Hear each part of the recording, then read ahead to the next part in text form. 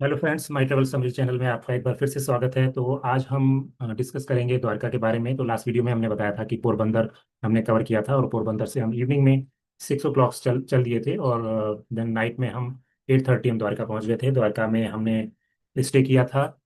एक 31st और first को हम द्वारका में थे। तो हमने 2 नाइट स्टे किया था वहाँ पर। और हमें जो है गेस्ट ये होम स्टे मिल गया था। द्वारका में टेम्पल के आसपास बहुत सारे रुकने की जगह हैं और होम स्टे भी हैं। तो आप अकॉर्डिंगली आप ऑन द स्पॉट बुकिंग करके ले भी सकते हैं। काफ़ी सारे ऑप्शंस हैं ठहरने के। तो जब हम पहुंचे थे तो हाथी गेट पे हम पहुंचे थे। हाथी गेट के अपोजिट में थोड़ा सा आगे चलने पर ये एक ढाबा है, काफ़ी फेमस है। यहाँ पर हमने खाना खाया था रात का। तो यहाँ थाली मिलती है। तो बेसिकली यहाँ गुजराती और नॉर्थ इंडियन थाली, पंजाबी थाली मिलती है। तो दोनों ही हमने ट्राई की थी 2 दिन। तो अच्छा है, इसको आप ट्राई कर सकते हैं। देन हम जो है नेक्स्ट डे 31st को हमने पहले दूर की चीज़ें कवर करी थी, जैसे बेट द्वारका, क्योंकि वहाँ पे टाइमिंग थोड़ा इंपॉर्टेंट है। तो हम बेट द्वारका चले गए थे, और हम बाई कार ही गए थे। पहले जो है बोट से जाना होता था, बट अब जो है वो सुदामा ब्रिज ओपन हो गया है, तो आप इजीली जो है कार से जा सकते हैं। तो with in half an hour और मे बी 45 to 1 hour आप जो है पहुंच जाएंगे द्वारका से बेट द्वारका। तो बेट द्वारका की टाइमिंग होती है 7:30 से 12:30, जो है मॉर्निंग में रहती है, और इवनिंग में 5 to 8 रहता है। तो आप अकॉर्डिंगली बेट द्वारका की प्लान ट्रिप करें। अदरवाइज बीच में अगर आप पहुंचेंगे दोपहर में 1 बजे के आसपास, तो टेम्पल बंद रहता है। तो अदरवाइज आपको मिस हो जाएगा, या और आपको लॉन्ग वेट करना पड़ेगा। तो ये सुदामा सेतु से जब आप आगे बढ़ेंगे, तो ये राइट साइड में सुदामा सेतु के पार्किंग का एरो मिलेगा आपको। वहाँ पे पार्किंग करनी है। गाड़ी आपकी बेट द्वारका तक नहीं जाएगी, टेम्पल तक नहीं जाएगी। यहाँ पे आप पार्किंग करने के बाद या तो आप बाई वॉक जो है बेट द्वारका जा सकते हैं, मुख्य मंदिर। अदरवाइज आपको वहाँ पे ऑटो मिलेंगे बहुत सारे, जो 300, 400 और 500 में आपको पूरा 3, 4 पॉइंट्स होंगे, वो सब घुमा देंगे 2, 3 आवर्स में और मे बी 4 आवर्स में। जो है वो आपको घुमा देंगे। तो बेटर ऑप्शन यही रहेगा, आप गाड़ी को पार्क करें पार्किंग में, एंड देन आप ऑटो कंप्लीट कर लें और उससे घूमें। अदरवाइज आप अगर केवल टेम्पल तक जाना चाहते हैं बाई ऑटो, तो टेम्पल तक भी आप जा सकते हैं। तो ये उसका टेम्पल का एंट्रेंस है। यहाँ पे क्यू लगती है, और आपको जूते जो हैं बाहर ही छोड़ने पड़ेंगे। और हमने पहले दर्शन कर लिए थे द्वारकाधीश, उसके द्वारका बेट द्वारका टेम्पल के, जो बेसिकली इनका ऑफिस था। और मेन टेम्पल जो है द्वारका में है। तो उसको करने के बाद आप जो है वहाँ पे आसपास भी कुछ पॉइंट्स हैं घूमने के। तो जैसे एक सोने की द्वारका करके है, बेट द्वारका टेम्पल से थोड़ा ही आगे 300, 400 मीटर्स पे आपको मिलेगा सोने की द्वारका। यहाँ पे एंट्री टिकट है। यहाँ पे आप 40, आई थिंक 40 और 50 रुपीज़ पर हेड यहाँ एंट्री टिकट है। सब कुछ गोल्डन में आपको मिलेगा यहाँ पर। और काफ़ी सारी मूर्तियाँ मिलेंगी भगवान की, और महाभारत के, और बहुत सारे जो हैं रिलेटेड आपको दृश्य मिलेंगे यहाँ पर। तो यहाँ पर भी आपको 30 मिनट्स तो लग ही जाएगा एटलीस्ट। तो इसको आप देखें, ये अच्छी जगह है, और एक बार तो आप देख ही सकते हैं। देन यहाँ बेट द्वारका के पास में एक निःशुल्क भोजनालय भी चलता है, जो आप जब क्यू में होंगे तो आपको लेफ्ट साइड में आपको दिखेगा भोजनालय। तो उसका भी टाइमिंग रहता है 12 to 2। तो जब मंदिर जैसे ही बंद होगा, उसके पास से ये भोजनालय जो इनका है ये स्टार्ट हो जाएगा, निःशुल्क रहता है। तो ये जब आप इस क्यू में होंगे, तो इस क्यू में आप लेफ्ट की तरफ देखेंगे, तो ये भोजनालय आप देखेंगे। एंड देन उसके बाद हम चले गए थे ये हनुमान दांडी। ये टेम्पल है बेसिकली मकर ध्वज, जो हनुमान जी के पुत्र थे उनका टेम्पल है। ये इकलौता टेम्पल है जो हनुमान जी के पुत्र का टेम्पल है। इसकी भी एक कहानी है। तो ये हनुमान जी के पसीने से जन्म हुआ था इनका। इसकी भी एक कहानी है, ये आप देख सकते हैं। और यहाँ पर भोजनालय भी है, जो कि 8 से 10 बजे तक, अगर आपको चाय नाश्ता करना है तो सुबह 8 से 10 तक मिलेगा आपको। और प्रसाद जो है 11:45 से 2:30 तक मिलेगा आपको। ये हनुमान दांडी टेम्पल का एंट्रेंस है। देन हम चले गए थे एक और जगह पे, जिसका नाम है 84 धुनी सिद्धपीठ। तो यहाँ पर भी आप जा सकते हैं, हमेशा धुनी जलती रहती है यहाँ पर। और यहाँ पर भी आप 10, 15 मिनट्स जो है स्पेंड कर सकते हैं। ये रहा वो पार्किंग एरिया, जो कि हनुमान जो कि ये सुदामा सेतु से लेफ्ट साइड में पड़ेगा जब आप कार से आएंगे। बहुत एम्पल ऑफ पार्किंग स्पेस है। पार्किंग फीस आपको देनी पड़ेगी यहाँ पर। I think I don't remember the parking fees, maybe I think 100 और 50 के आसपास थी ये पार्किंग फी। काफ़ी बड़ा पार्किंग एरिया है। देन उसके बाद हम चले गए थे गोपी तालाब, जिसको अर्जुन कुंड भी बोलते हैं।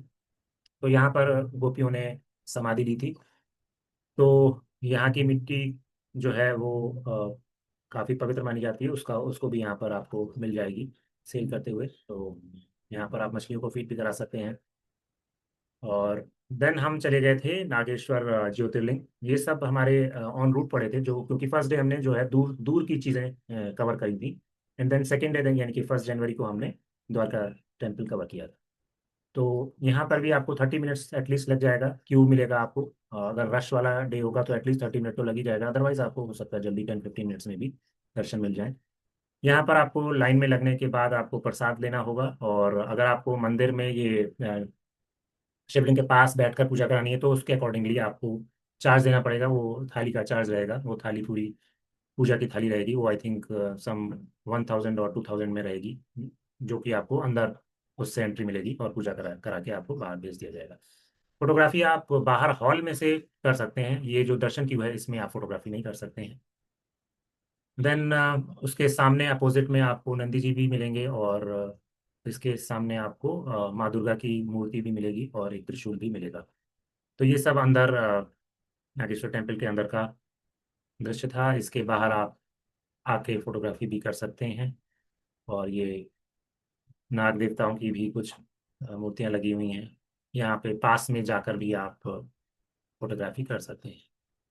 तो ये था आपका नागेश्वर टेम्पल। देन हम चले गए थे शिवराजपुर बीच। शिवराजपुर बीच बेसिकली हमको थोड़ा लेट हो गया था, इवनिंग थोड़ा ठंडा हो गया था शाम को, काफ़ी हवा चल रही थी। इस बीच पे काफ़ी एक्टिविटी, स्पोर्ट एक्टिविटी होती हैं, तो अगर आपको स्पोर्ट एक्टिविटी करनी है तो थोड़ा सा जल्दी आएँ। इवनिंग 6 o'clock होते होते बंद होने लगता है बीच। तो यहाँ पर आप काफ़ी सारी एक्टिविटीज़ कर सकते हैं। ये देखिए, ये काफ़ी सारी बोटिंग और राइड्स वगैरह होती हैं यहाँ पर, इनको आप कर सकते हैं। अगर आप जल्दी आएंगे तो आपको यहाँ पे स्पोर्ट्स एक्टिविटी करने को मिल जाएगी। शिवराजपुर बीच है, काफ़ी अच्छा बीच है। देन हम नेक्स्ट डे जो है हमने द्वारकाधीश टेम्पल के दर्शन किए थे, और यहाँ पर भी आप स्नान कर सकते हैं अगर आप चाहें तो। यमुना जी हैं, यमुना जी और समुद्र में जहाँ वो मिलती हैं, वो संगम पॉइंट भी है, वहाँ पर भी आप जा सकते हैं। तो इसमें बस ध्यान देने वाली बात यही है कि इसमें टेम्पल में जाने के दो रास्ते हैं बेसिकली। एक तो ये रास्ता है जो ये सामान घर के पास में से जाता है, यहाँ से लेफ्ट में आपको जाना पड़ेगा गली में, यहाँ क्राउड थोड़ा ज़्यादा रहता है। और एक रास्ता है जो तुलादान मंदिर यानी बैक साइड से जाता है, तो आप कोशिश करें कि तुलादान मंदिर की तरफ से जाएं, क्योंकि यहाँ पे बैरिकेटिंग ज़्यादा नहीं है, तो भीड़ जो है काफ़ी अनियंत्रित रहती है। और तुलादान मंदिर के पास में बैरिकेटिंग प्रॉपरली मिली मुझे, वहाँ पे भीड़ जो है कंट्रोल्ड थी। तो आप उधर साइड से जाएं। अंदर कैमरा अलाउड नहीं रहता है, तो बाहर से ही आप द्वारकाधीश टेम्पल के फोटो ले सकते हैं। इसमें भी आपको उस दिन तो हमें थोड़ा ज़्यादा टाइम लग गया था, क्योंकि आई थिंक 1 जैन था, तो 2 2 आवर्स एटलीस्ट लग गए थे। देन आसपास उसमें काफ़ी सारे टेम्पल हैं, द्वारकाधीश टेम्पल के आसपास, वहाँ भी आप जाएं और फोटोग्राफी करें। ये छोटे मोटे बड़े टेम्पल भी हैं, छोटे टेम्पल भी हैं। ये लाइट हाउस भी है, यहाँ भी आप जा सकते हैं। इसका भी टाइमिंग है, हम दोपहर में पहुंचे थे तो वो बंद था, देन हम अगेन शाम को गए थे। तो ये आप ध्यान रखें टाइमिंग्स का थोड़ा सा। और ये है वो संगम स्थान, यहाँ से यमुना जी और संगम जो समुद्र में मिल रही हैं उसका यहाँ पे एक यमुना माता का भी टेम्पल है। और फोटोग्राफी आप कहीं भी कर सकते हैं एक्सेप्ट द्वारकाधीश टेम्पल के अंदर।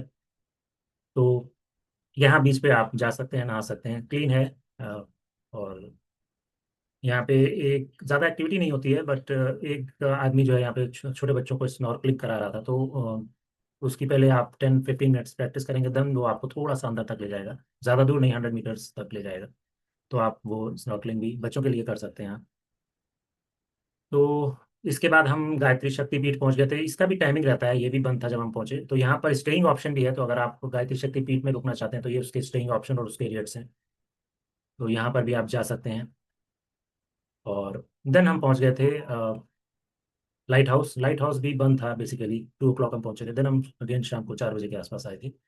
इसके बाद हम चले गए थे बटकेश्वर महादेव टेम्पल। तो बटकेश्वर टेम्पल है, तो यहाँ पर भी आप जा सकते हैं। सब आस पास में ही है, विदिन 1 किलोमीटर द्वारकाधीश टेम्पल के ये सारी पॉइंट्स आपको मिल जाएंगे। तो यहाँ पर आप जा सकते हैं। देन ये देखिए, हम 420 को हम पहुँच गए थे फिर से। तो ये लाइट हाउस में आप फोटोग्राफी कर सकते हैं, और म्यूजियम भी एक छोटा सा है, और उसमें ऊपर जाके भी आप फोटोग्राफी कर सकते हैं। ऊपर से काफ़ी पैनोरामिक व्यू आता है बाहर का, द्वारका का। तो ये सब आप जो है फोटोग्राफी कर सकते हैं, काफ़ी दूर तक का व्यू मिलेगा आपको।